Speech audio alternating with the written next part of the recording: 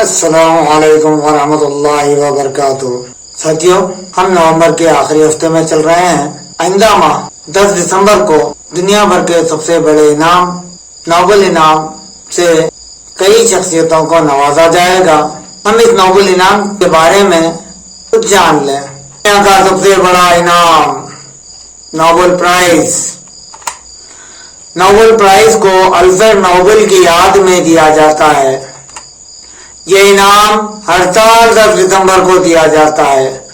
Alfred Nobel کو اس کی زندگی میں ہی موت کا سوداگر کہا گیا۔ ساتھیوں، اس ویڈیو میں ہم جانیں گے الفریڈ نوبل کو اس کی زندگی میں موت کا سوداگر کیوں کہا گیا۔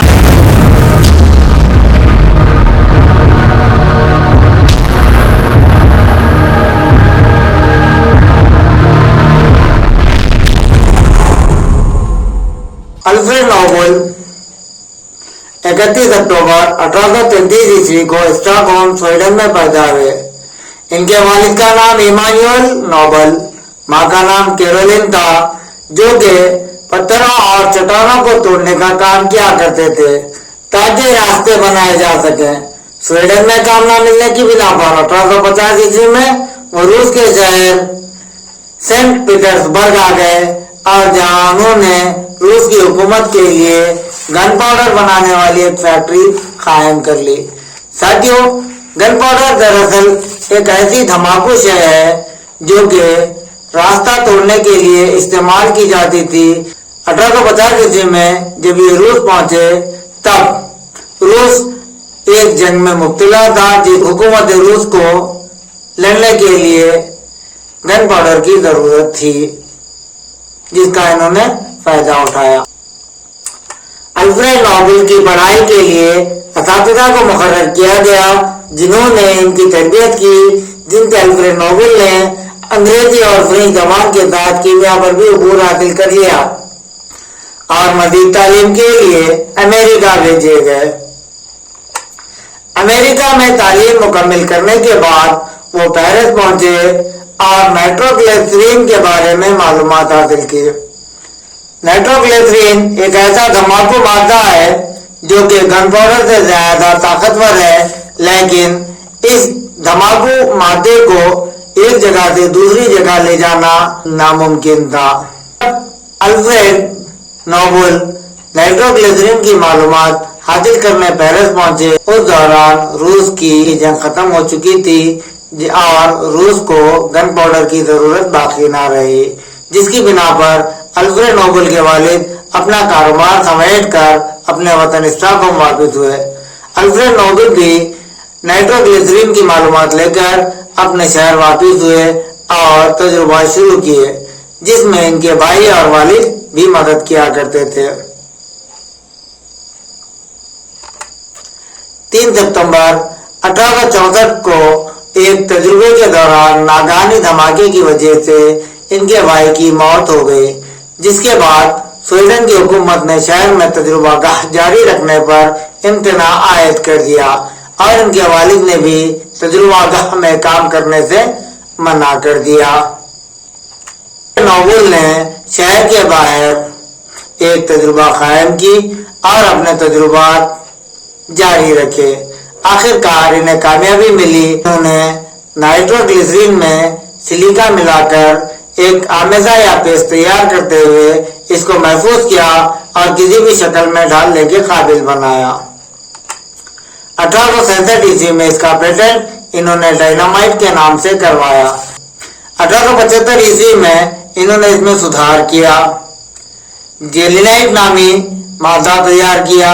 اسی طریقے سے 1887 عیسوی میں بیلسٹائل نامی مادہ انہوں نے تیار کیا، جو کہ ڈائنامائٹ اور گن پاؤڈر سے زیادہ طاقتور اور محفوظ تھا۔ ڈائنامائٹ کی مانگ مختلف ممالک سے بڑھنے لگی، جس کی وجہ سے انہوں نے 20 سے زائد ممالک میں اپنی فیکٹریاں قائم کر لی۔ الفریڈ نوبل کے مطابق اس کا استعمال انسانی مدد کی اور انسانیت کے لیے ہونا تھا، لیکن اس کا استعمال انسانیت کے خلاف اور جنگوں میں زیادہ ہونے لگا۔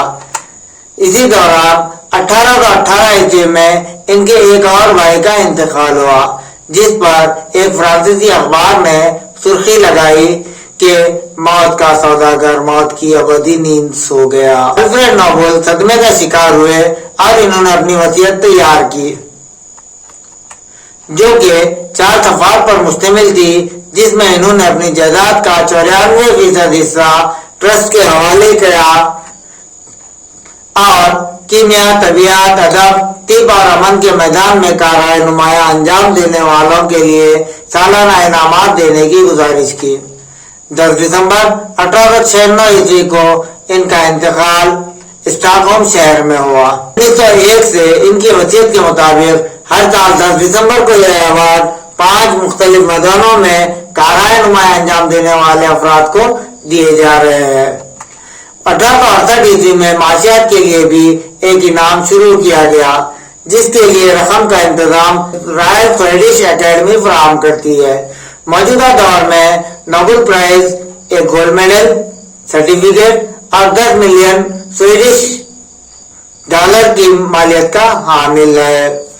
नोबेल प्राइज के इंतखाब के लिए शख्सी या किसी इदारे से किसी भी किस्म की नुमाइंदगी नहीं ली जाती। मुख्तलिफ खुदमुख्तार के इंतखाब की जिम्मेदारी दी गई है। एक इनाम के लिए कम अज कम एक फर्द और ज्यादा से ज्यादा 3 अफराद या 3 इदारों को मुंतखब किया जा सकता है। हम जानेंगे नोबेल प्राइज का इंतखाब कौन से इदारे करते हैं। तबीयत, कीमिया और माशियात के नोबेल प्राइज के इंतखाब की जिम्मेदारी royal Swedish academy of sciences के जिम्मे है।